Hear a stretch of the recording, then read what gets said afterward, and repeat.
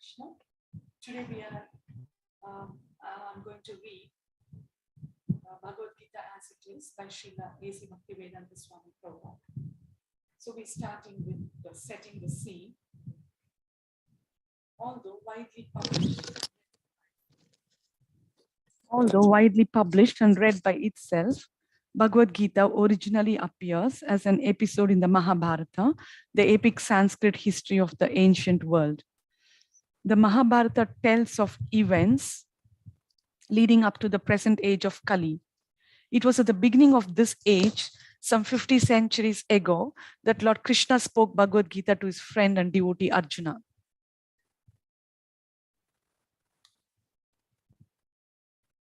Their discourse, one of the greatest philosophical and religious dialogues known to man, took place just before the onset of war, a great fratricidal conflict between the 100 sons of Dhritarashtra and on the opposing side their cousins, the Pandavas, or sons of Pandu.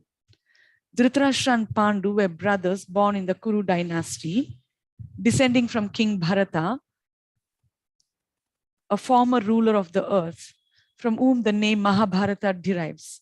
Because Dhritarashtra, the elder brother, was born blind, the throne that otherwise would have been his was passed down to the younger brother Pandu. When Pandu died at an early age, his 5 children, Yudhishthir, Bhima, Arjuna, Nakula, and Sahadeva, came under the care of Dhritarashtra, who in effect became for the time being the king. Thus the sons of Dhritarashtra and those of Pandu grew up in the same royal household. Both were trained in the military arts by the expert Drona and counseled by the revered grandfather of the clan Bhishma. Yet the sons of Dhritarashtra, especially the eldest, Duryodhana, hated and envied the Pandavas, and the blind and weak-minded Dhritarashtra wanted his own sons, not those of Pandu, to inherit the kingdom. Thus Duryodhana, with Dhritarashtra's consent, plotted to kill the young sons of Pandu, and it was only by the careful protection of their uncle Vidura and their cousin Lord Krishna that the Pandavas escaped the many attempts against their lives. Now, Lord Krishna was not an ordinary man, but the Supreme God himself, who had descended to earth and was playing the role of a prince in a contemporary dynasty. In this role, he was also the nephew of Pandu's wife Kunti, or Pritha, the mother of the Pandavas.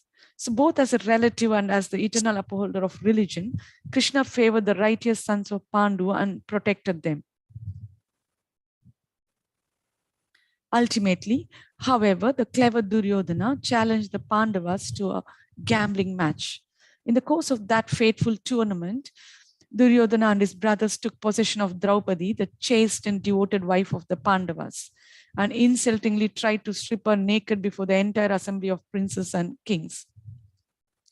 Krishna's divine intervention saved her, but the gambling, which was rigged, cheated the Pandavas and forced them into 13 years of exile.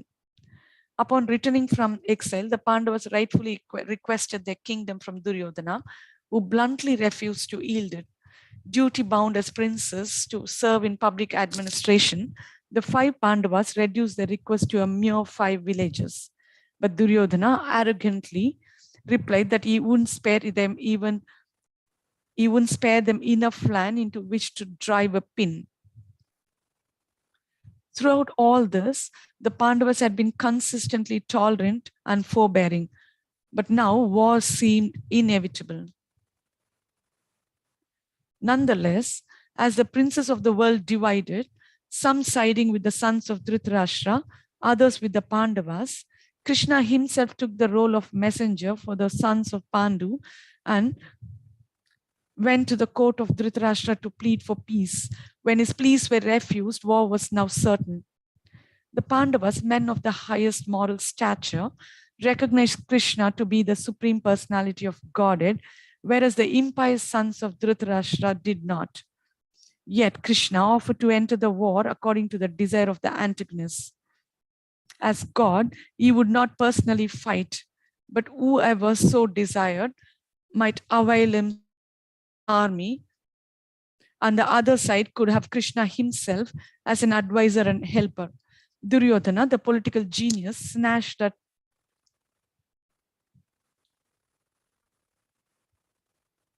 Krishna's armed forces, while the Pandavas were equally eager to have Krishna himself.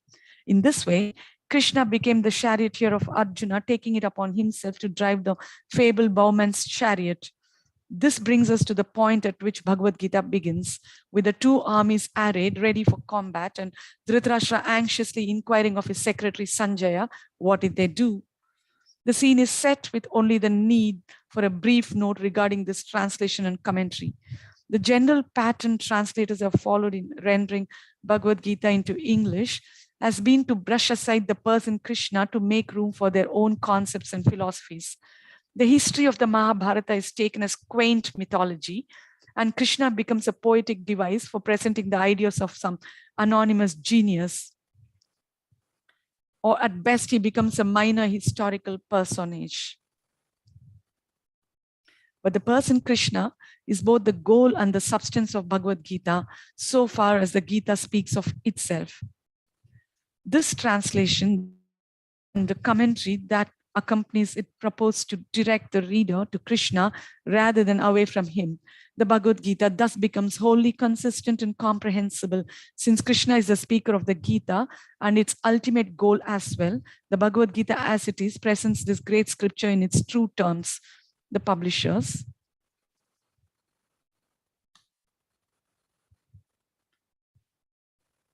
Dedication to Srila Prabhupada dedicates this book to Srila Baladev Vidyabhushana, who presented so nicely the Govinda Bhashya commentary on Vedanta philosophy.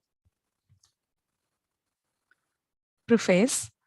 Originally, I wrote Bhagavad-Gita as it is in the form in which it's presented now. When this book was first published, the original manuscript was unfortunately cut short to less than 400 pages, without illustrations and without explanations for most of the original verses of the Srimad Bhagavad-Gita. In all of my other books, Srimad Bhagavatam, Sri Ishopanishad, etc., the system is that I give the original verse, its English transliteration, word for word Sanskrit English equivalents, translations and purports. This makes the book very authentic and scholarly and makes it evident. I was not very happy.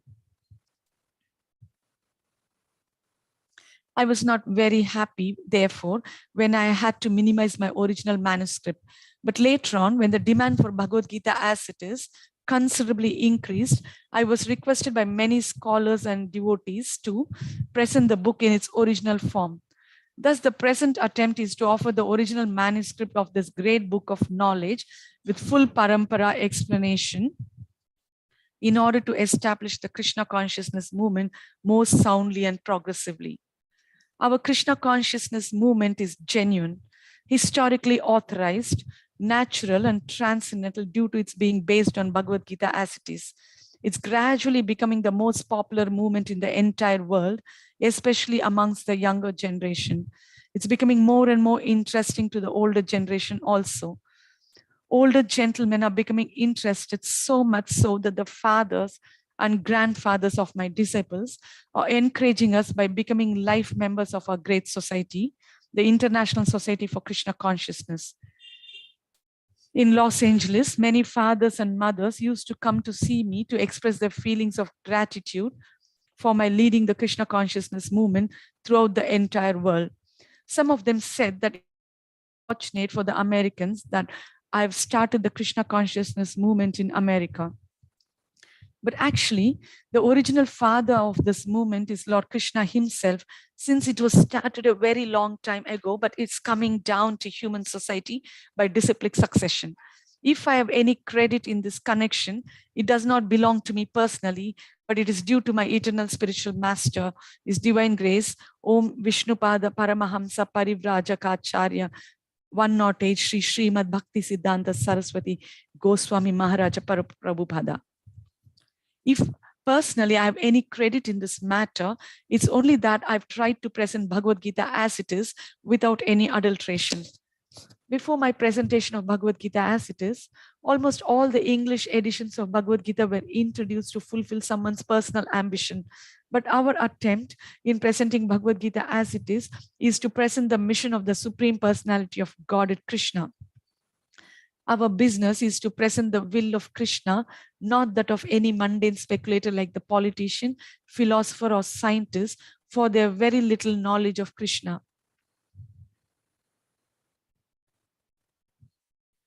Despite all their other knowledge. When Krishna says, Manmana bhava mad bhakto, mad yaji, mam, namaskuru, etc., we, unlike the so-called scholars, do not say that Krishna and his inner spirit are different. Krishna is absolute, and there is no difference between Krishna's name, Krishna's form, Krishna's qualities, Krishna's pastimes, etc. This absolute position of Krishna is difficult to understand for any person who is not a devotee of Krishna in the system of parampara, disciplic succession. Generally, the so-called scholars, politicians, philosophers, and swamis, without perfect knowledge of Krishna, try to banish or kill Krishna when writing commentary on Bhagavad-gītā. Such unauthorized commentary upon Bhagavad-gītā is known as Mayavada Bhashya, and Lord Krishna and Lord Chaitanya has warned us about these unauthorized men. Lord Chaitanya clearly says that anyone who tries to understand Bhagavad-gītā from the Mayavadi point of view will commit a great blunder. The result of such a blunder will be that the misguided student of Bhagavad-gītā will certainly be bewildered on the path of spiritual guidance and will not be able to go back home, back to Godhead.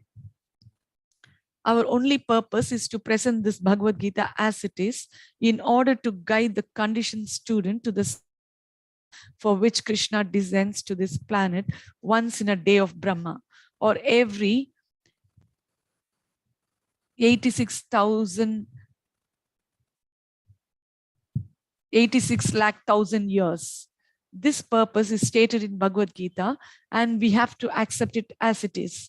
Otherwise,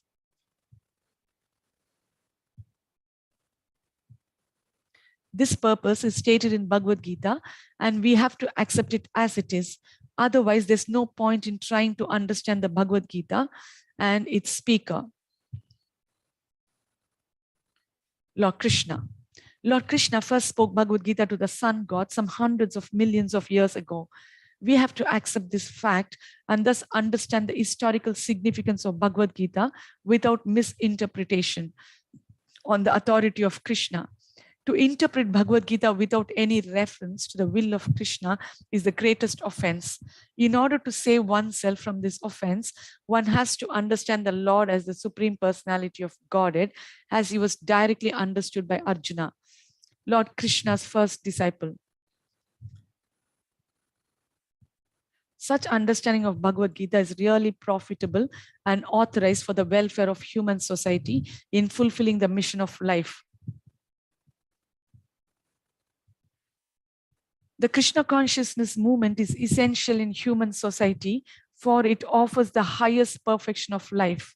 How this is so is explained fully in the Bhagavad-gītā.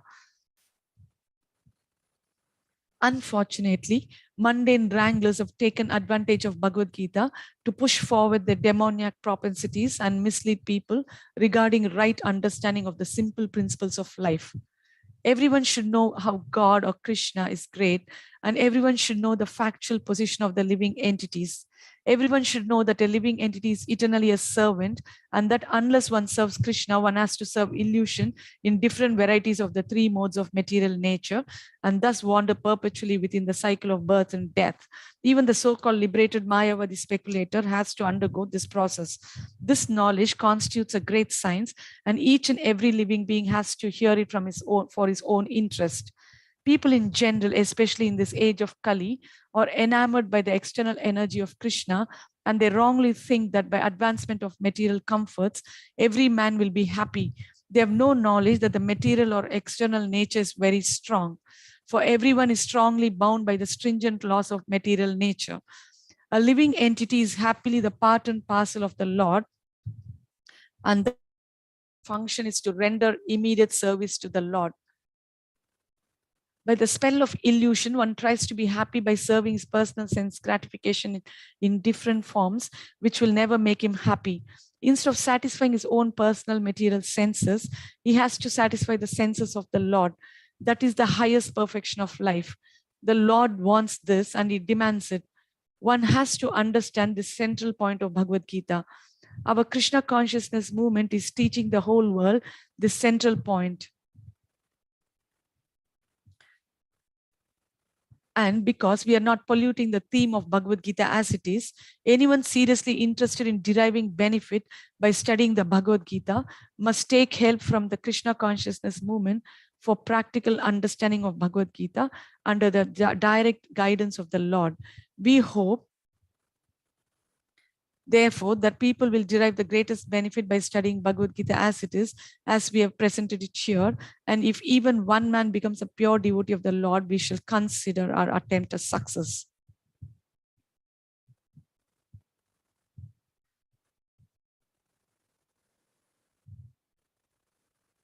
A.C. Bhaktivedanta Swami, 12th May 1971, Sydney, Australia. Introduction. Natimirandhasya jnananjana shalakaya chakshur unmilitam yena tasmai shri gurave namaha Shri Chaitanya manobhishtam stapitam yena bhutale swayam rupa kadhamahyam dadati swapadantikam. I was born in the darkest ignorance, and my spiritual master opened my eyes with the torch of knowledge. I offer my respectful obeisances unto him.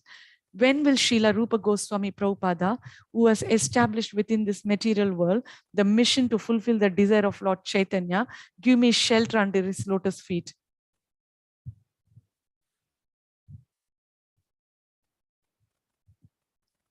Vandeham Shri Guru Shri Yuta Pada Kamalam Shri Gurun Vaishnavamscha Shri Rupam Sagrajatam Sahagana Raghunathan Vitam Tam Sajivam Sadvaitam Savadhutam Parijana Sahitam Krishna Chaitanya Devam Shri Radha Krishna Padan Sahagana Lalita Shri Vishakhan Vitamscha. I offer my respectful obeisances onto the lotus feet of my spiritual master and onto the feet of all Vaishnavas. I offer my respectful lotus feet of Srila Rupa Goswami, along with his elder brother Sanatana Goswami, as well as Raghunatha Dasa and Raghunatha Bhatta, Gopala Bhatta and Srila Jiva Goswami. I offer my respectful obeisances to Lord Krishna Chaitanya and Lord Nityananda, along with Advaita Acharya, Gadadhara, Srivasa and other associates. I offer my respectful obeisances to Srimati Radharani and Sri Krishna, along with their associates, Sri Lalita and Vishaka. E Krishna Karuna Sindho, Dina Bandho Jagatpate, Gopesha Gopika Kanta, Radha Kantam Namostute.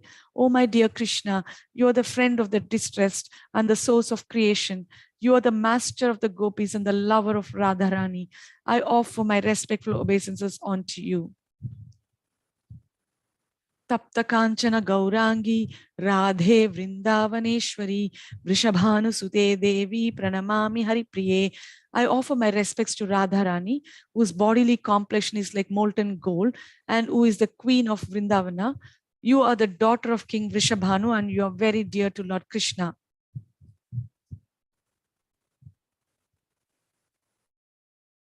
Vancha kalpatarubhyascha kripa sindhubhya evacha patitanam pavanebhyo vaishnavebhyo namo namaha.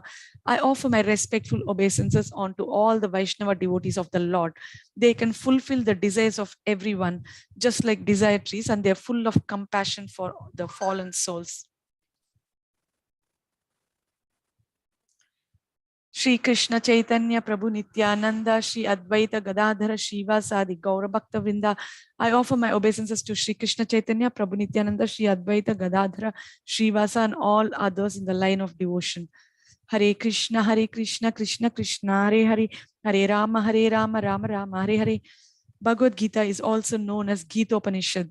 It is the essence of Vedic knowledge and one of the most important Upanishads in Vedic literature.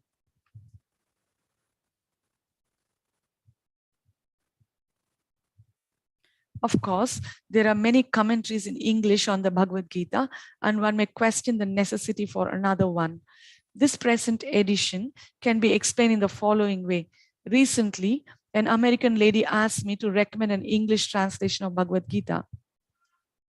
Of course, in America, there are so many editions of Bhagavad-Gita available in English.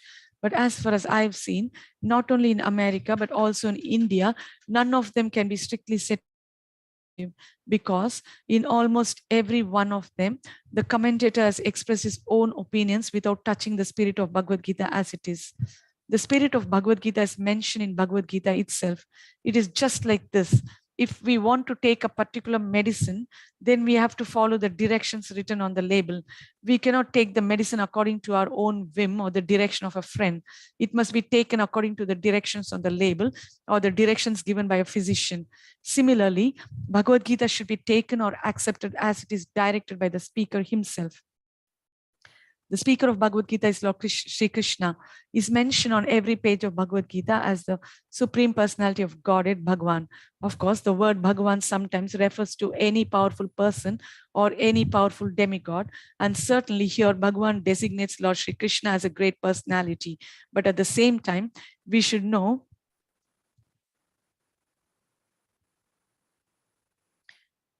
that Lord Sri Krishna is the Supreme Personality of Godhead, and as is confirmed by all great acharyas, spiritual masters like Shankaracharya, Ramanujacharya, Madhvacharya, Nimbarka Swami, Sri Chaitanya Mahaprabhu, and many authorities of Vedic knowledge.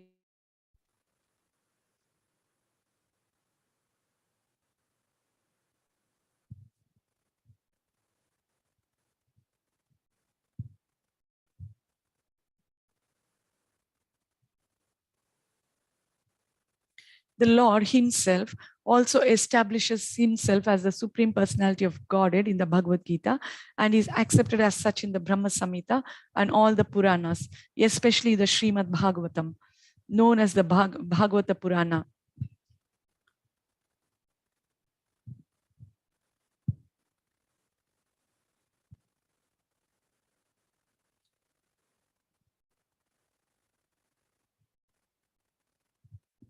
Krishnastu Bhagavan Swayam. Therefore, we should take Bhagavad Gita as it is directed by the personality of Godhead himself. In the 4th chapter of the Gita, 4.1 to 3, the Lord says, Imam vivasvate yogam proktavan aham avyayam vivasvan manave praha manur ikshvakave bravit evam parampara praptam imam rajarshayo vidu sa kale neha mahata yogo nashta parantapa sa evayam mayatedya puratana bhaktosi me sakha cheti rahasyam hai etad uttamam rahasyam hai etad uttamam. Here the Lord informs Arjuna that this system of yoga, the Bhagavad Gita, was first spoken to the sun god, and the sun god explained it to Manu, and Manu explained it to Ikshvaku, and in that way, by disciplic succession, one speaker after another, this yoga system has been coming down. But in the course of time, it has become lost. Consequently, the Lord has to speak it again, this time to Arjuna on the battlefield of Kurukshetra. He tells Arjuna that he is relating this supreme secret to him because Arjuna is his devotee and his friend. The purport of this is that Bhagavad Gita is a treatise which is especially meant for the devotee of the Lord.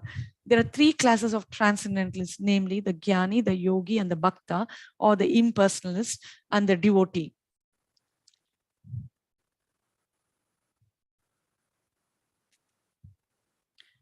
Here the Lord clearly tells Arjuna that he is making him the first receiver of a new parampara, disciplic succession, because the old succession was broken. It was the Lord's wish, therefore, to establish another parampara in the same line of thought that was coming down from the sun god to others, and it was his wish that his teachings be distributed anew by Arjuna. He wanted Arjuna to become the authority in understanding the Bhagavad Gita. So we see that Bhagavad Gita is instructed to Arjuna, especially because Arjuna was a devotee of the Lord, a direct student of Krishna and his intimate friend. Therefore, Bhagavad Gita is best understood by a person who has qualities similar to Arjuna's. That is to say, he must be a devotee in a direct relationship with the Lord. As soon as one becomes a devotee of the Lord, he also has a direct relationship with the Lord. That is a very elaborate subject matter, but briefly it can be stated that a devotee is in a relationship with the Supreme Personality of Godhead in one of the 5 different ways. One may be a devotee in a passive state, one may be a devotee in an active state, one may be a devotee as a friend, one may be a devotee as a parent, one may be a devotee as a conjugal lover. Arjuna was in a relationship with the Lord as friend. Of course, there's a gulf of difference between this friendship and the friendship found in the material world. This is transcendental friendship, which cannot be had by everyone. Of course, everyone has a particular relationship with the Lord, and that relationship is evoked by the perfection of devotional service.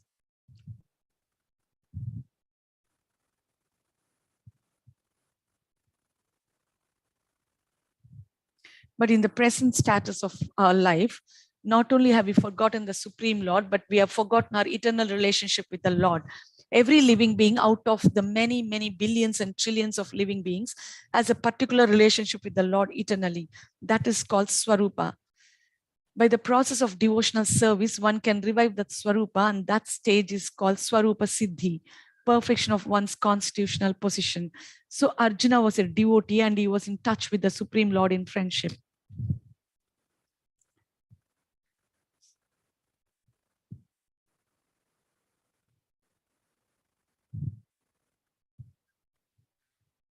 How Arjuna accepted this Bhagavad-Gita should be noted. His manner of acceptance is given in the 10th chapter, 10.12 to 14. Arjuna Uvacha, Param Brahma, Param Dhama, Pavitram, Paramam Bhavan, Purusham Shashvatam, Divyam, Adi Devam, Majam Vibhum, Ahustvam Rishaya Sarve, Devarshir Naradastata, Asito Devalo Vyasa, Swayam Chaiva Bravishi Me, Sarvam Yetadrutam Manye, Yan Keshava, Nahite Bhagavan Vyaktim Vidur Devana Danava. Arjuna said, you are the Supreme Personality of Godhead, the ultimate abode, the purest, the absolute truth. You are the eternal, transcendental, original person, the unborn, the greatest. All the great sages such as Narada, Asita, Devala, and Vyasa confirm this truth about you. And now you yourself are declaring it to me.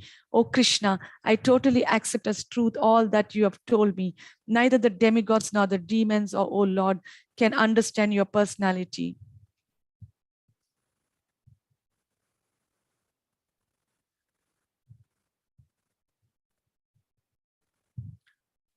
After hearing Bhagavad-Gita from the Supreme Personality of Godhead, Arjuna accepted Krishna as Param Brahma, the Supreme Brahman. Every living being is Brahman, but the Supreme Living Being or the Supreme Personality of Godhead is the Supreme Brahman. Param Dhama means that he is the supreme rest or abode of everything. Pavitram means that he is pure, untainted by material contamination. Purusham means that he is the supreme enjoyer. Shashvatam, eternal.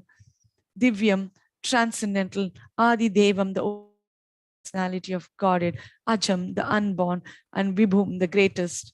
Now one may think that because Krishna was the friend of Arjuna, Arjuna was telling him all this by way of flattery. But Arjuna, just to drive out this kind of doubt from the minds of the readers of Bhagavad-Gita, substantiates these praises in the next verse when he says that Krishna is accepted as the Supreme Personality of Godhead, not only by himself, but by authorities like Narada, Asita, Devala, and Vyasadeva. These are great personalities who distribute the Vedic knowledge as it is accepted by all acharyas. Therefore, Arjuna tells Krishna that he accepts whatever he says to be completely perfect.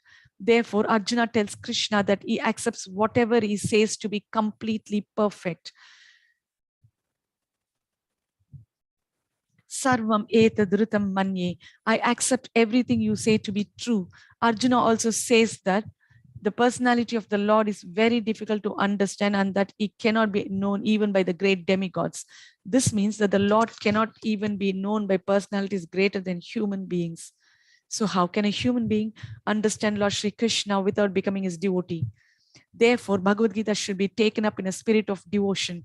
One should not think that he is equal to Krishna, nor should he think that Krishna is an ordinary person or even a very great personality.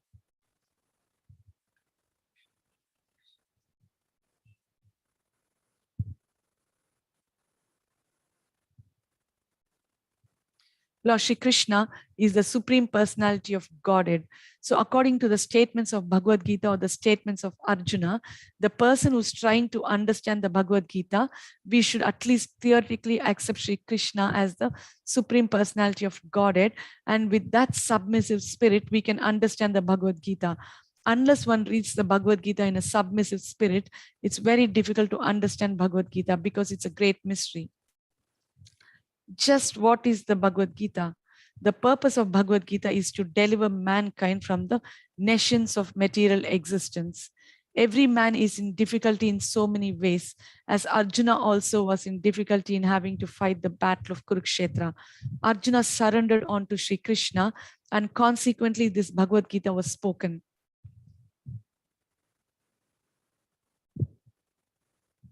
Not only Arjuna, but every one of us is full of anxieties because of this material existence. Our very existence is in the atmosphere of non-existence. Actually, we are not meant to be threatened by non-existence. Our existence is eternal, but somehow or other we are put into asat. Asat refers to that which does not exist. Human beings who are suffering, there are a few who are actually inquiring about their position as to what they are, why they are put into this awkward position, and so on. Unless one is awakened to this position of questioning his suffering, unless he realizes that he doesn't want suffering, but rather wants to make a solution to all suffering, then one is not to be considered a perfect human being.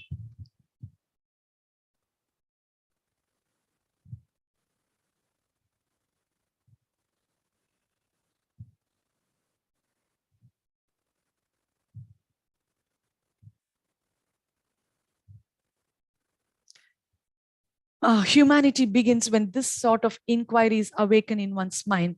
In the Brahma Sutra, this inquiry is called Brahma Jignasa. Athatho Brahma Jignasa. Every activity of the human being is to be considered a failure unless he inquires about the nature of the absolute. Therefore, those who begin to question why they are suffering or where they came from and where they shall go after death are proper students for understanding Bhagavad-Gita.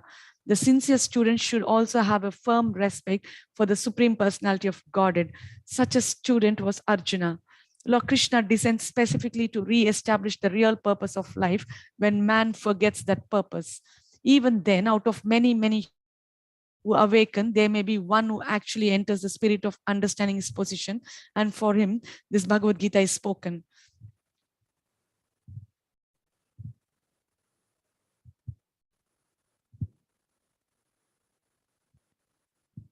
Actually, we are all swallowed by the tigers of nations. But the Lord is very merciful upon living entities, especially human beings. To this end, he spoke the Bhagavad-Gita, making his friend Arjuna his student. Being an associate of Lord Krishna, Arjuna was above all ignorance. But Arjuna was put into ignorance on the battlefield of Kurukshetra just to question Lord Krishna about the problems of life, so that the Lord could explain them for the benefit of future generations of human beings and chalk out the plan of life. Then man could act accordingly and perfect the mission of human life.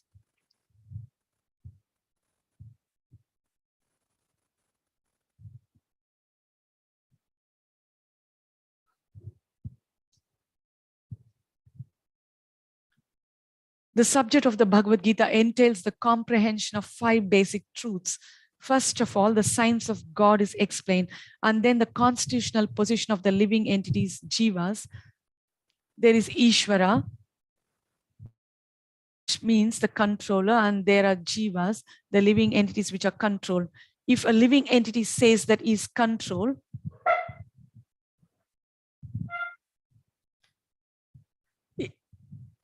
if a living entity says that is not controlled but that is free, then he is insane. The living being is controlled in every respect, at least in his conditioned life. So in the Bhagavad-Gita, the subject matter deals with the Ishvara, the supreme controller, and the jivas, the controlled living entities. Prakriti, material nature and time, the duration of existence of the whole universe or the manifestation of material nature, and karma, activity, are also discussed. The cosmic manifestation is full of different activities. All living entities are engaged in different activities. From Bhagavad-gītā, we must learn that we must learn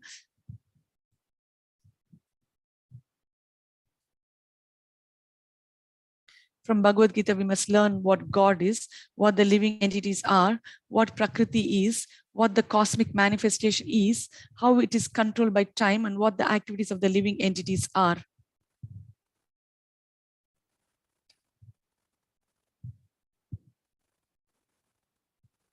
How it's controlled by time, and what the activities of the living entities are.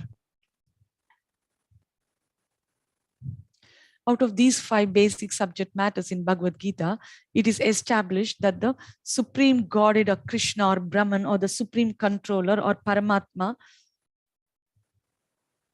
you may use whatever name you like, is the greatest of all. The living beings are in quality like the Supreme Controller. For instance, the Lord has control over the universal affairs of material nature.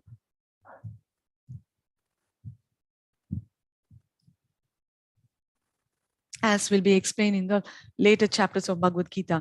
Material nature is not independent. She is acting under the directions of the Supreme Lord.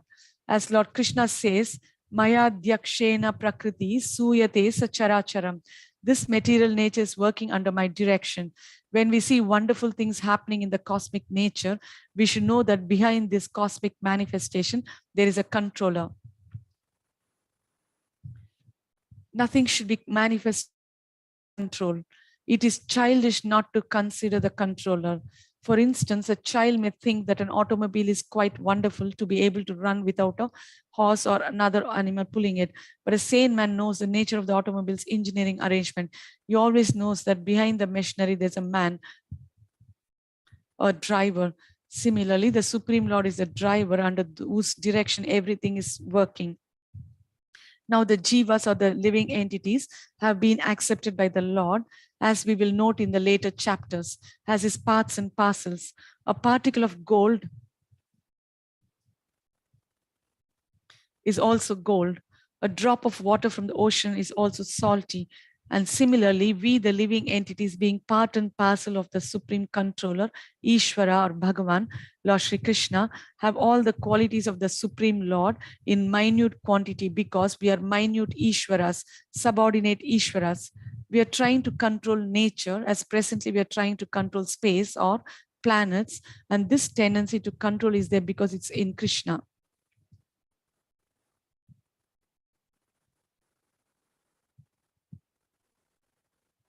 But although we have a tendency to lord it over, we should know that we are not the Supreme Controller.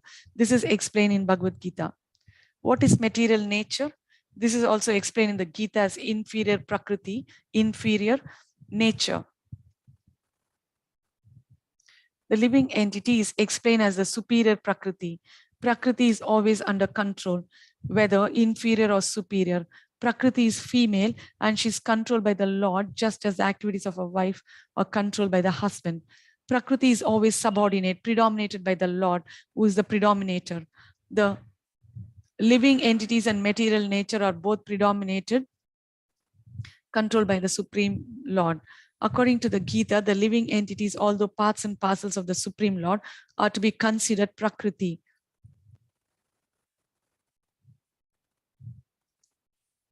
This is clearly mentioned in the 7th chapter of Bhagavad-gītā.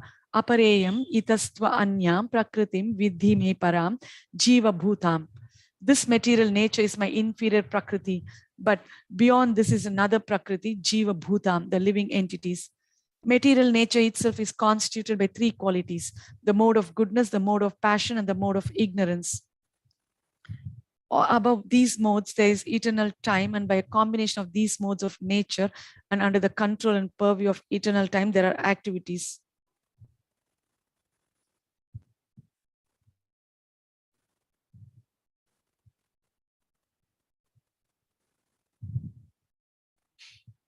Above these modes, there is eternal time, and by a combination of these modes of nature and under the control and purview of eternal time, there are activities which are called karma. These activities are being carried out from time immemorial, and we are suffering or enjoying the fruits of our activities. For instance, suppose I'm a businessman and I've worked very hard with intelligence and have amassed a great bank balance. Then I am an enjoyer, but then say I've lost all my money in business, then I'm a sufferer. Similarly, in every field of life, we enjoy the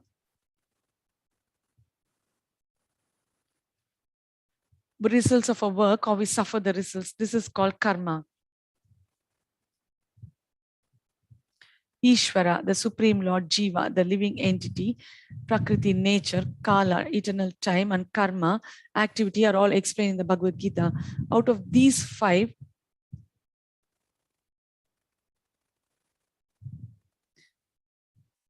the Lord, the living entities, material nature, and time are eternal. The manifestation of Prakriti may be temporary, but it's not.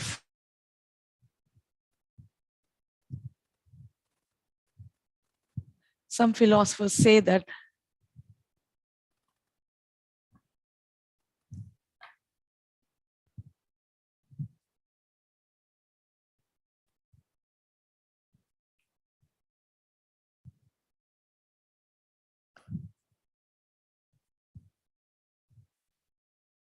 philosophers say that the manifestation of material nature is false, but according to the philosophy of Bhagavad-Gita, or according to the philosophy of the Vaishnavas, this is not so. The manifestation of the world is not accepted as false.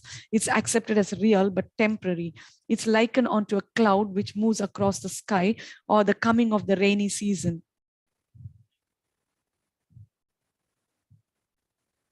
which nourishes grains. As soon as the rainy season is over and as soon as the cloud goes away, all the crops which were nourished by the rain dry up. Similarly, this material manifestation takes place at a certain interval, stays for a while, and then disappears. Such are the workings of Prakriti. This cycle Such are the workings of Prakriti, but this cycle is working eternally. Therefore, Prakriti is eternal, it's not false. The Lord refers to this as my Prakriti. This material nature is a separated energy of the Supreme Lord. And similarly, the living entities are also energy of the Supreme Lord, although they are not separated but eternally related.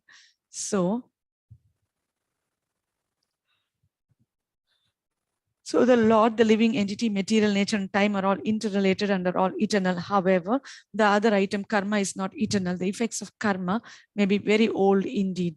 We are suffering or enjoying the results of our activities from time immemorial, but we can change the results of our karma or our activity, and this change depends on the perfection of our knowledge. We are engaged in various activities. Undoubtedly, we do not know what sort of activities we should adopt to gain relief from the actions and reactions of all these activities.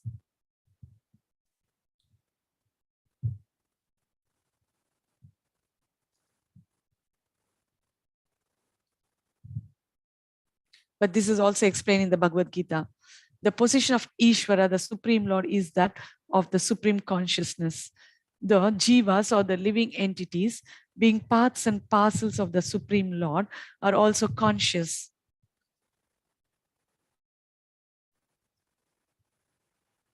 Both the living entity and material nature are explained as Prakriti, the energy of the Supreme Lord. Both the living entity and material nature are explained as Prakriti, the energy of the Supreme Lord. But one of the two, the Jiva, is conscious. The other Prakriti is not conscious. That is the difference. Therefore, the Jiva Prakriti is called superior because the Jiva has consciousness, which is similar to the Lord's. The Lord's is supreme consciousness, however, and one should not claim that the Jiva, the living entity, is also supremely conscious. The living being cannot be supremely conscious at any stage of his perfection. And the theory that he can be so is a misleading theory. The conscious he may be, but is not perfectly or supremely conscious. The distinction between the Jiva and the Ishvara will be explained in the 13th chapter of Bhagavad-Gita. The Lord is Kshetrajna, conscious, as is the living being. But the living being is conscious of his particular body, whereas the Lord is conscious of all bodies.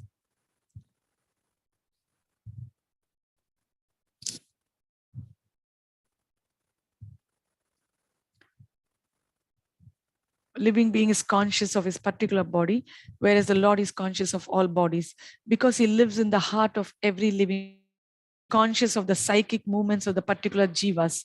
We should not forget this. It's also explained that the Paramatma, the Supreme Personality of Godhead, is living in everyone's heart as Ishvara, as the controller, and that is giving directions for the living entity to act as it desires. The living entity forgets what to do. First of all,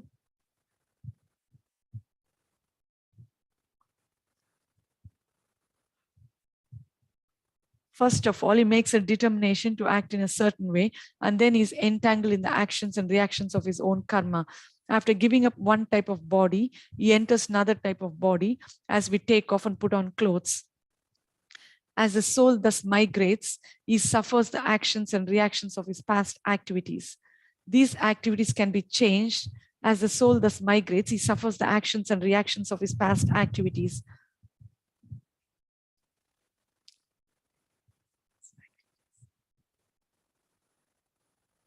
These activities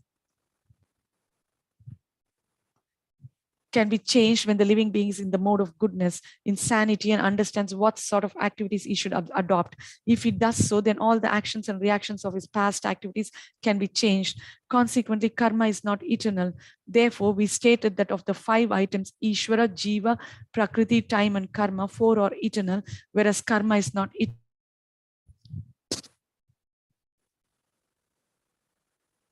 The Supreme Conscious Ishvara is similar to the living entity in this way. The Supreme Conscious Ishvara is similar to the living entity in this way. Both the consciousness of the Lord and that of the living entity are transcendental.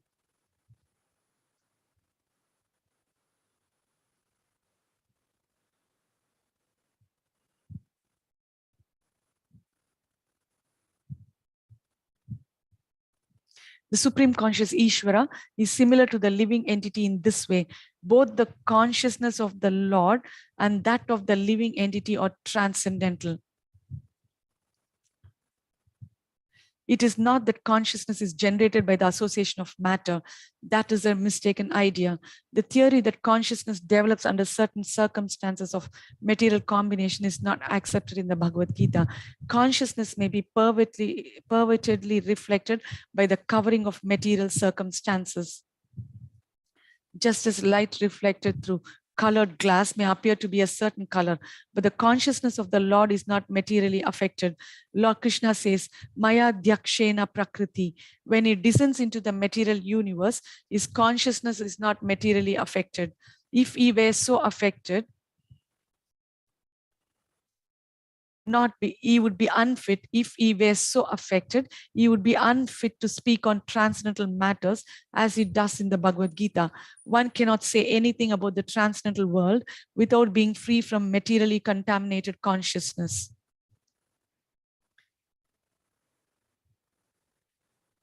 So the Lord is not materially contaminated. Our consciousness at the present moment, however, is materially contaminated. The Bhagavad-Gita teaches that we have to purify this materially contaminated consciousness. In pure consciousness, our actions will be dovetailed to the will of the Ishvara, and that will make us happy. It is not that we have to cease all activities.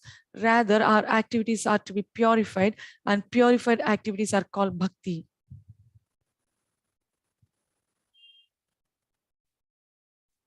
Activities in bhakti appear to be like ordinary activities, but they are not contaminated. An ignorant person may see that a devotee is acting or working like an ordinary man, but such a person with a poor fund of knowledge does not know that the activities of the devotee or of the Lord are not contaminated by impure consciousness or matter.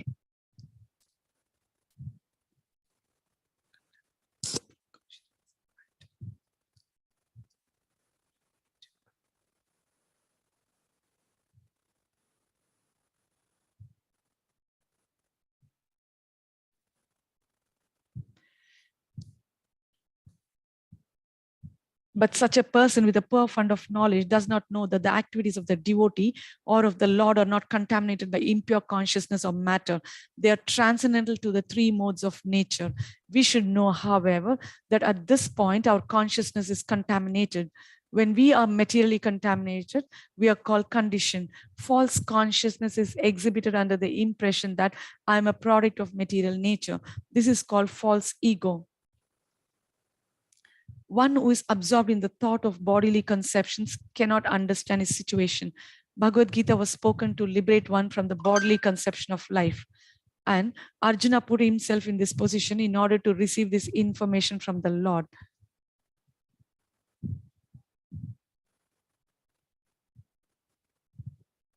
One must become free from the bodily conception of life. That is the preliminary activity for the transcendentalist. One who wants to become free, who wants to become liberated, must first of all learn that he is not this material body. Mukti or liberation means freedom from material consciousness. In the Srimad Bhagavatam, also the definition of liberation is given. Muktir hitvan yatha rupam swarupena vyavastiti. Mukti means liberation from the contaminated consciousness of this material world. Situation in pure consciousness. All the instructions of Bhagavad-Gita are intended to awaken this pure consciousness. All the instructions of Bhagavad-Gita are intended to awaken this pure consciousness. And therefore, we find at the last stage of the Gita's instructions that Krishna is asking Arjuna whether he is now in purified consciousness. Purified consciousness means acting in accordance with the instructions of the Lord. This is the whole sum.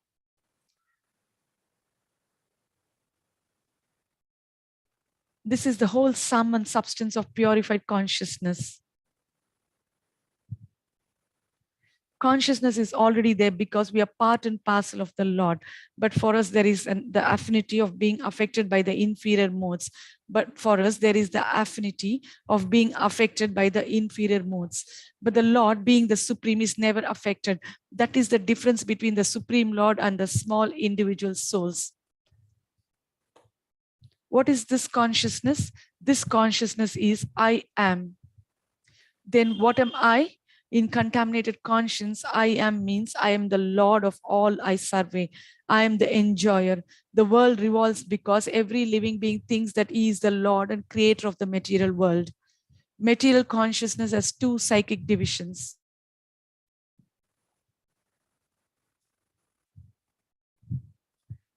Material consciousness has two psychic divisions. One is that I am the creator, and the other is that I am the enjoyer. But actually, the Supreme Lord is both the creator and the enjoyer, and the living entity, being part and parcel of the Supreme Lord, is neither the creator nor the enjoyer, but a cooperator. He is the creator and the enjoyed. For instance, a part of a machine cooperates with the whole machine. A part of the body cooperates with the whole body. The hands, legs, eyes, and so on are all parts of the body, but they are not actually the enjoyers. The stomach is the enjoyer. The legs move, the hands supply food, the teeth chew, and all parts of the body are engaged in satisfying the stomach, because the stomach is the principal factor that nourishes the body's organization. Therefore,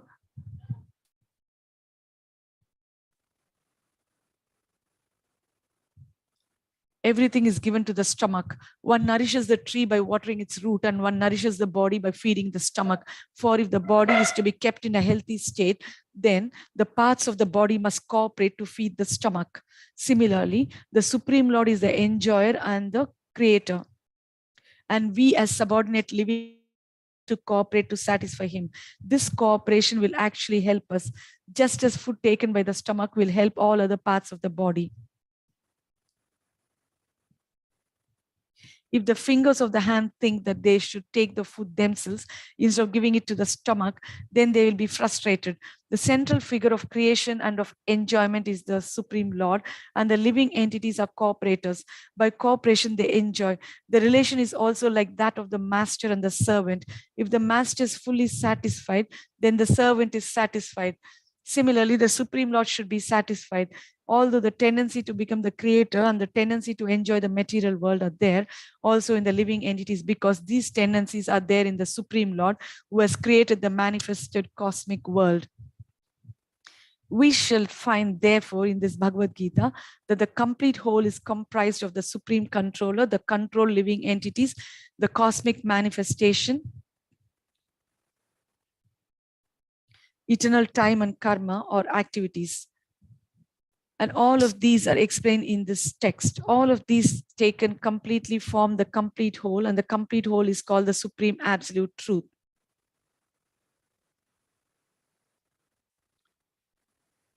The complete whole and the complete absolute truth are the personality of God is Shri Krishna.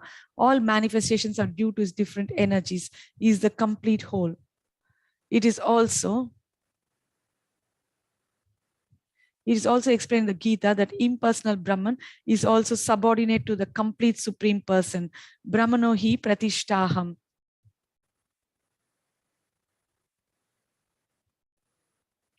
Brahman is more explicitly explained in the Brahma Sutra to be like the rays of the sunshine. The impersonal Brahman is the shining rays of the Supreme Personality of Godhead. Impersonal Brahman is incomplete realization of the absolute whole, and so also is the conception of Paramatma. In the 15th chapter, it shall be seen that the Supreme Personality of Godhead, Purushottama, is above both impersonal Brahman and the partial realization of Paramatma. The Supreme Personality of Godhead is called Satchidananda Vigraha. The Brahma Samhita begins in this way: Ishvara Parama Krishna Satchidananda Vigraha Anadiradir Govinda Sarva Karana Karanam. Govinda, Krishna, is the cause of all causes. He is the primal cause and is the very form of eternity, knowledge and bliss.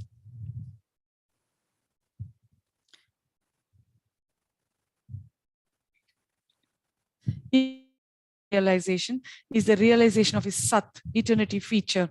Paramatma realization is the realization of Satchit, eternal knowledge. But realization of the personality of God, Krishna, is realization of all the transcendental features, Satchit and Ananda, eternity, knowledge and bliss in complete Vigraha form. People with less intelligence consider the supreme truth to be impersonal, but he is a transcendental person. And this is confirmed in all Vedic literatures. Nityo, Nityanam, Chetanash, Chetananam, Katha Upanishad 2.2.13.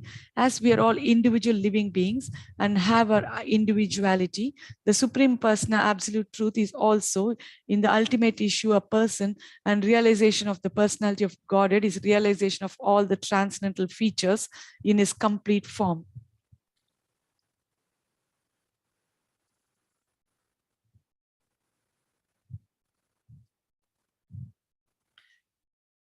The complete whole is not formless. If he's formless or if he's less than any other thing, then he cannot be complete whole. The complete whole must have everything within our experience and beyond our experience. Otherwise, it cannot be complete.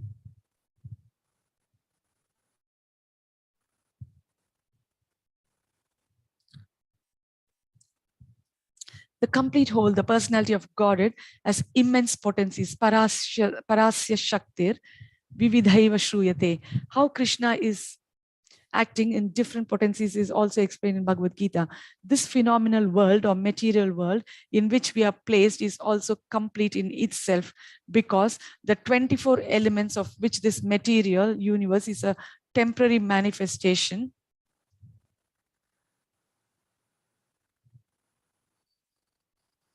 According to Sankhya philosophy, are completely adjusted to produce complete resources which are necessary for the maintenance and subsistence of this universe.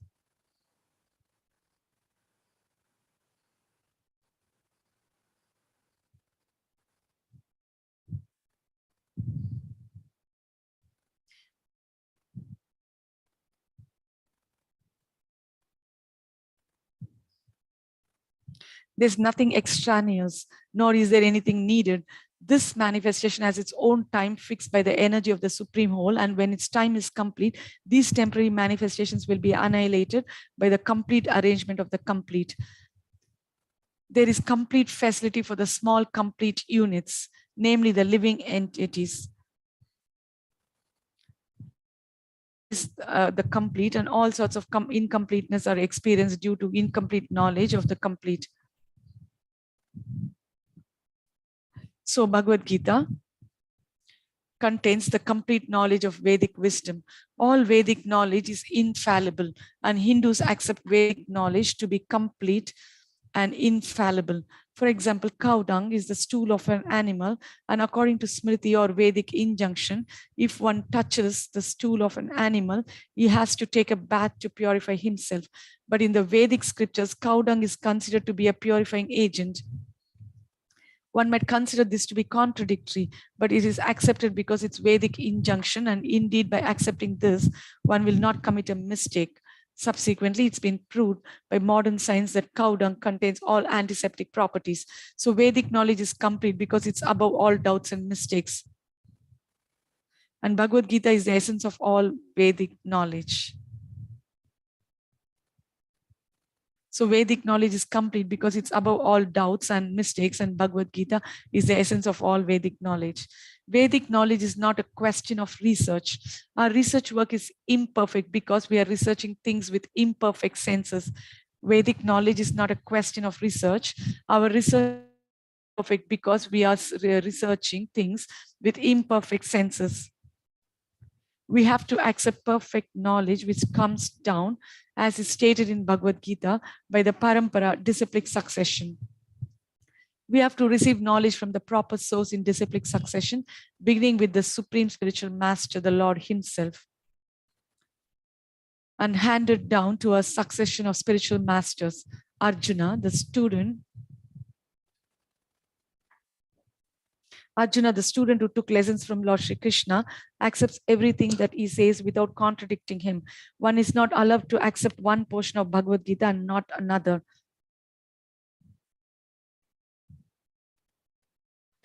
No, we must accept Bhagavad Gita without interpretation. We must accept Bhagavad Gita without interpretation, without deletion, and without our own whimsical participation in the matter. The Gita should be taken as the most perfect presentation of Vedic knowledge. Vedic knowledge is received from transcendental sources, and the first words were spoken by the Lord Himself. The words spoken by the Lord are called apaurushaya, meaning that they are different from words spoken by a person of the mundane world who is infected with 4 defects. A mundaner is sure to commit mistakes, is invariably illusion, has the tendency to cheat others by imperfect senses.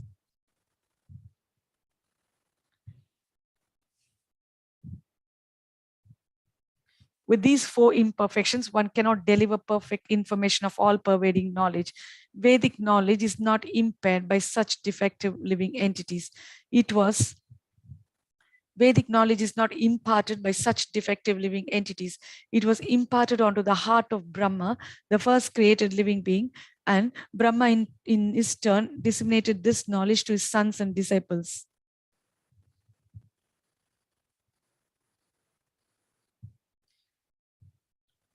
To sons and disciples as he originally received it from the Lord. The Lord is Purnam, all perfect, and there is no possibility of his becoming subjected to the laws of material nature. One should therefore be intelligent enough to know that the Lord is the only proprietor of everything in the universe, and that is the original creator, the creator of Brahma.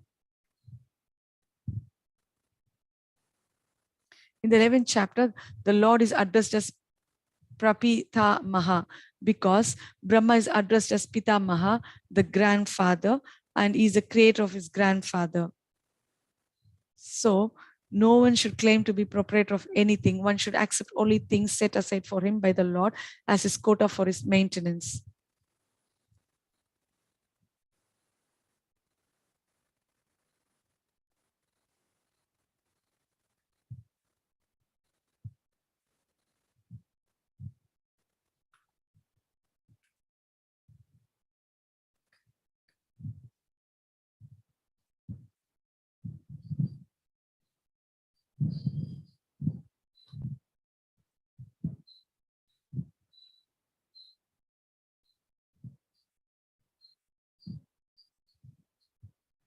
There are many examples given of how we are to utilize those things which are set aside for us by the Lord. This is also explained in Bhagavad-Gita. In the beginning, Arjuna decided that he should not fight in the battle of Kurukshetra. This was his decision. Arjuna told the Lord that it was not possible for him to enjoy the kingdom after killing his own kinsman. This decision was based on the body because he was thinking that the body was himself and that his bodily relations are expansions. were his brothers, nephews, brothers-in-law, grandfathers, and so on. Therefore, he wanted to satisfy his bodily demands. Bhagavad-Gita was spoken by the Lord just to change this view. And at the end,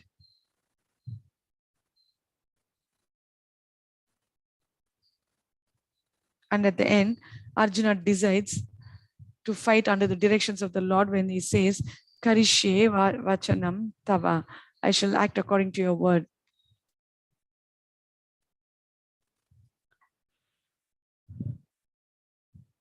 In this world, men are not meant for quarreling like cats and dogs. Men must be intelligent to realize the importance of human life and refuse to act like ordinary animals.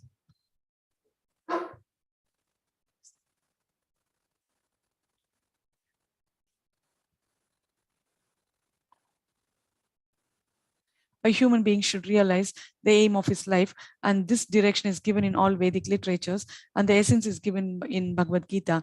Vedic literature is meant for human beings, not for animals. Animals can kill other living animals, and there's no question of sin on their part. But if a man kills an animal for the satisfaction of his uncontrolled taste, he must be responsible for breaking the laws of nature. The Bhagavad-Gita, it's clearly explained that there are three kinds of activities according to different modes of nature. The activities of goodness, of passion, and of ignorance. Similarly, there are three kinds of eatables also. Similarly, there are three kinds of eatables also. Eatables in goodness, passion, and ignorance. All of this is clearly described. And if we properly utilize the instructions of Bhagavad, then our whole life will become purified. And ultimately, we will be able to reach the destination which is beyond this spiritual sky, beyond this material sky. And ultimately, we will be able to reach the destination which is beyond this material sky. That destination is called the Sanatana sky, the eternal spiritual sky. Yad gatva nanivartante tad dhama paramam mama. In this material world, we find that everything is temporary. It comes into being, stays for some time, produces some byproducts, dwindles, and then vanishes.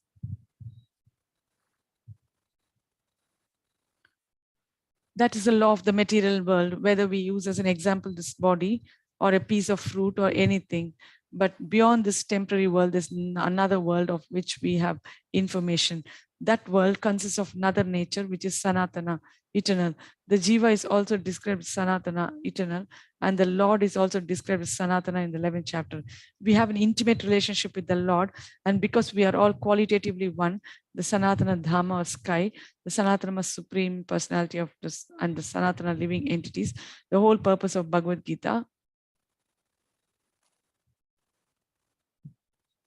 The whole purpose of Bhagavad-Gita is to revive our Sanatana occupation or Sanatana Dharma, which is the eternal occupation of the living entity. We are temporarily engaged in different activities, but all can be purified when we give up these temporary activities and take up the activities which are prescribed by the Supreme Lord. That is called a pure life.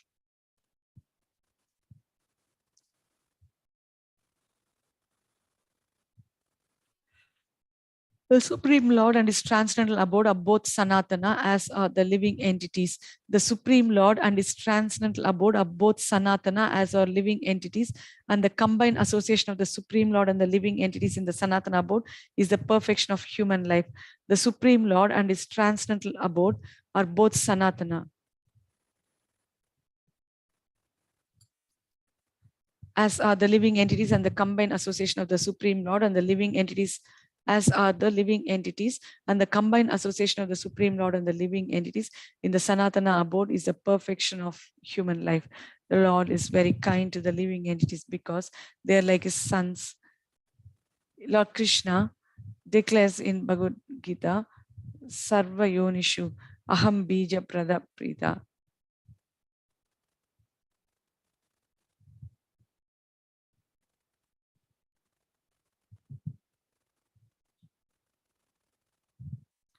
The Lord is very kind to the living entities because they are his sons. Lord Krishna declares in Bhagavad Gita, Sarva Yonishu Prada Pita. I am the father of all. Of course, there are all types of living entities according to the various karmas.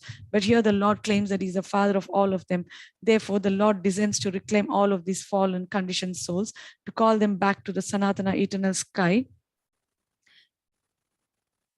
so that the Sanatana living entities may regain their eternal Sanatana positions in eternal association with the Lord.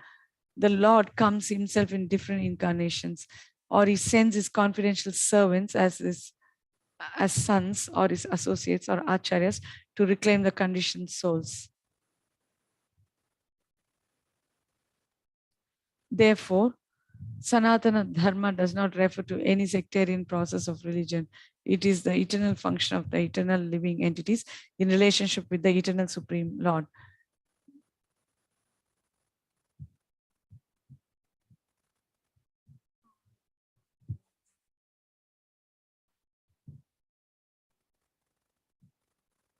Therefore, Sanatana Dharma does not refer to any sectarian process of religion. It is the eternal function of the living entities in relation with the eternal Supreme Lord. Sanatana Dharma refers, as stated previously, to the eternal occupation of the living entity. Sripad Ramanujacharya has explained the word Sanatana as that which has neither beginning nor end. So when we speak of Sanatana Dharma, we must take it for granted on the authority of Sripad Ramanujacharya that it has neither beginning nor end.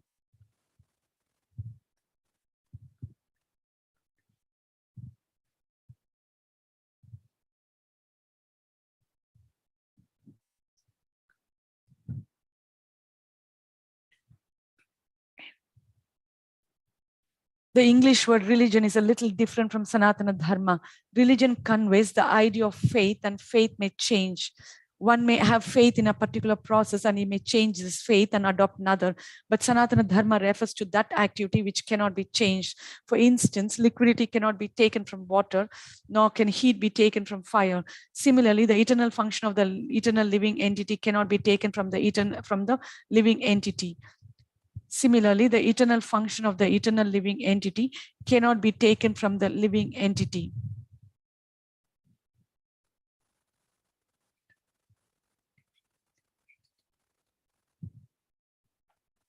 Sanatana Dharma is eternally integral with the living entity. When we speak of Sanatana Dharma, therefore, we must take it for granted on the authority of Sripad Ramanujacharya that it has neither beginning nor end. That which has neither end nor beginning must not be sectarian.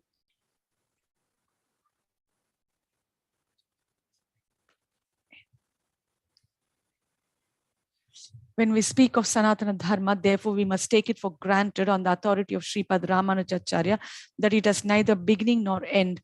That which has neither end nor beginning must not be sectarian. For it cannot be limited by any boundaries. Those belonging to some sectarian path will wrongly consider that Sanatana Dharma is also sectarian. But if we go deeply into the matter and consider it in the light of modern science, it is possible for us to see that Sanatana Dharma is the business of all the people of the world, nay, of all the living entities of the universe. Non-Sanatana religious faith may have some beginning in the annals of human history, but there is no beginning to the history of Sanatana Dharma because it remains eternally with the living entities.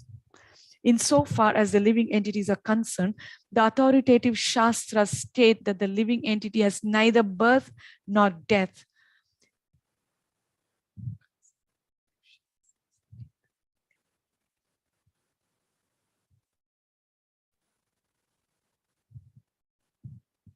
In the Gita, it is stated that the living entity is never born and it never dies. Never born and it never dies, is eternal and indestructible, and he continues to live after the destruction of his temporary material body. In reference to the concept of Sanatana Dharma, we must try to understand the concept of religion from the Sanskrit root meaning of the word. Dharma refers to that which is constantly existing with a particular object. We conclude that there is heat and light along with the fire. Without heat and light, there's no meaning to the word fire. Similarly, we must discover the essential part of the living being, that part which is his constant companion. That constant companion is his eternal quality, and that eternal quality is eternal religion.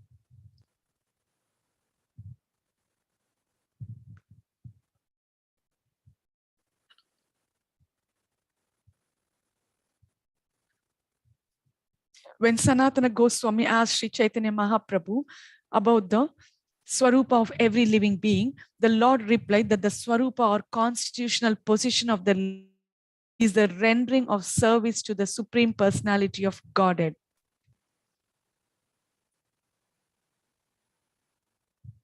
If we analyze this statement of Lord Chaitanya's, we can easily see that every living being is constantly engaged in rendering service to another living being.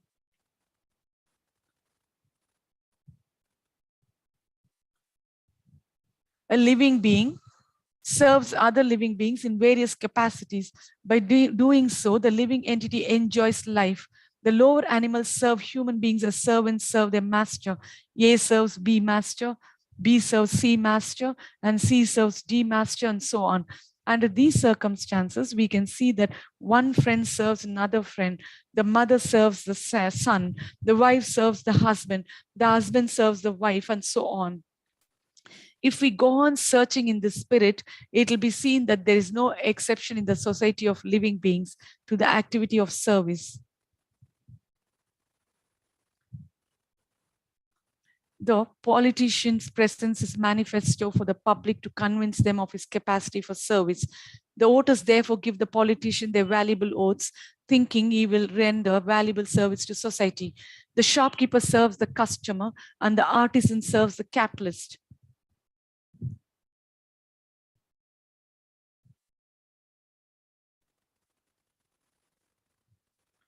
The capitalist serves the family, and the family serves the state in the terms of the eternal capacity of the eternal living being. In this way, we can see that no living being is exempt from rendering service to other living beings, and therefore we can safely conclude that service is the constant companion of the living being, and that the rendering of service is the eternal religion of the living being.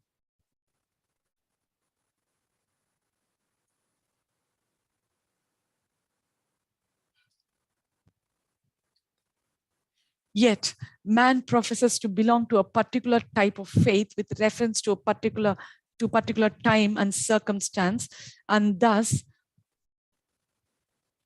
claims to be a Hindu, Muslim, Christian, Buddhist, or an adherent of any sect. Such designations are non-Sanatana Dharma. A Hindu may change his faith to become a Muslim, or a Muslim may change his faith to become a Hindu, or a Christian may change his faith, and so on. But in all circumstances, the change of religious faith does not affect the eternal occupation of rendering service to others.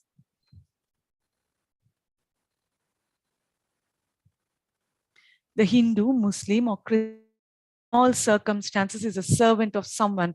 Thus, to profess a particular type of faith is not to profess one's Sanatana Dharma. The rendering of service is Sanatana Dharma. Factually, we are related to the Supreme Lord in service. The Supreme Lord is the supreme enjoyer, and we living entities are his servitors. We are created for his enjoyment. And if we participate in that eternal enjoyment with the Supreme Personality of Godhead, we become happy. We cannot become happy otherwise. It's not possible to be happy independently. Just as no part of the body can be happy without cooperating with the stomach, it's not possible for the living entity to be happy without rendering transcendental loving service unto the Supreme Lord. In the Bhagavad-Gītā, worship of different demigods or rendering service to them is not approved. It is stated in the 7th chapter, 20th verse, Kamaistaisthairita jnana prapadyante devata tam niyamam asthaya prakritya niyatha swaya. Those whose will intelligence has been stolen by material desires surrender onto demigods and follow the particular rules and regulations of worship according to their own natures. Here it's plainly said that those who are directed by lust worship the Supreme Lord Krishna. When we mention the name Krishna, we do not refer to any sectarian name. Krishna means the highest pleasure, and it is confirmed that the Supreme Lord is the reservoir or storers of all pleasure. We are all hankering after pleasure. Anandamayo Bhyasat, Vedanta Sutra 1.1.12. The living entities like the Lord are full of consciousness, and they are after happiness. The Lord is perpetually happy, And if the living entities associate with the Lord, cooperate with him and take part in his association, then they also become happy. The Lord descends to this material world to show his pastimes in Vrindavana, which are full of happiness.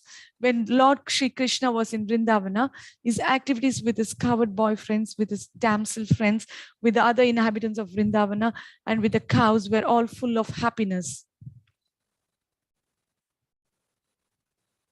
The total population of Vrindavana knew nothing but Krishna.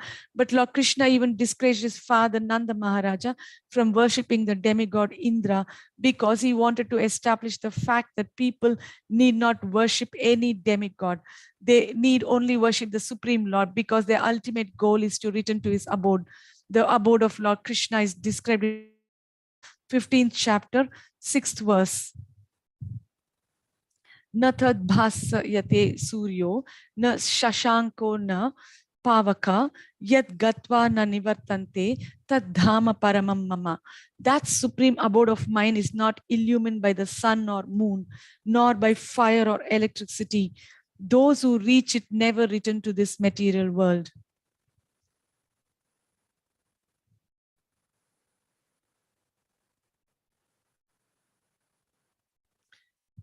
This verse gives a description of that eternal sky. Or, of course, we have a material conception of the sky.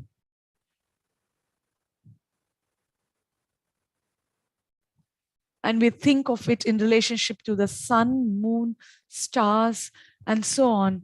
But in this verse, the Lord states that in the eternal sky, there's no need for the sun, nor for the moon, nor electricity or fire of any kind, because the spiritual sky is already illumined by the Brahma Jyotir, the rays emanating from the Supreme Lord. We are trying with difficulty to reach other planets, but it's not difficult to understand the abode of the Supreme Lord.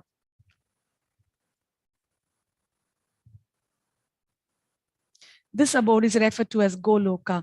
In the Brahma Samhita 5.37, it's beautifully described. Goloka ye kilatma bhuta. The Lord resides eternally in his abode Goloka. The Lord resides eternally in his abode Goloka. Yet he can be approached from this world.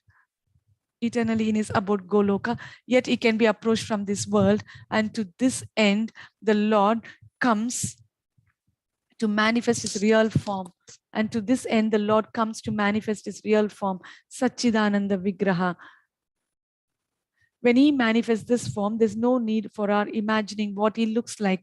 To discourage such imaginative speculation, he descends and exhibits himself as he is, as Shyamasundara. Unfortunately, the less intelligent deride him because he comes as one of us and plays with us as a human being.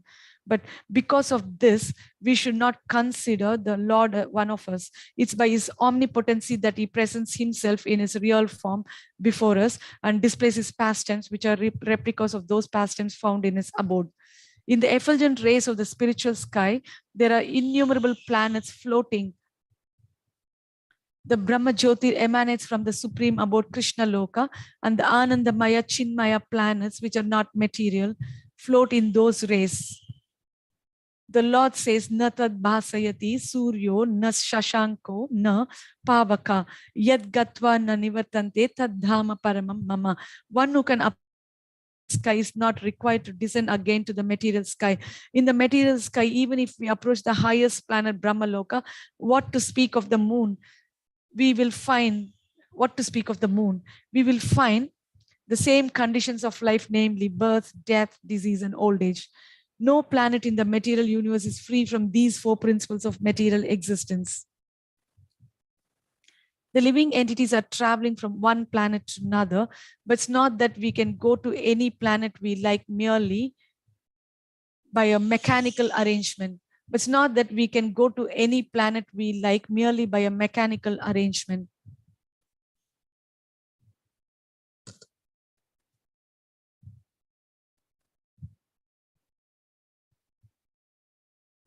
If we desire to go to other planets, there is a process for going there. This is also mentioned. Yanti deva vrata devan, pitrun yanti pitru vrata. No mechanical arrangement is necessary if we want interplanetary travel. The Gita instructs Yanti Deva Vrata Devan. The moon, the sun, and higher planets are called Swargaloka. There are 3 different statuses of planets: higher, middle, and lower planetary systems. The Earth belongs to the middle planetary system. Bhagavad-Gita informs us how to travel to the systems, Deva Loka, with a very simple formula.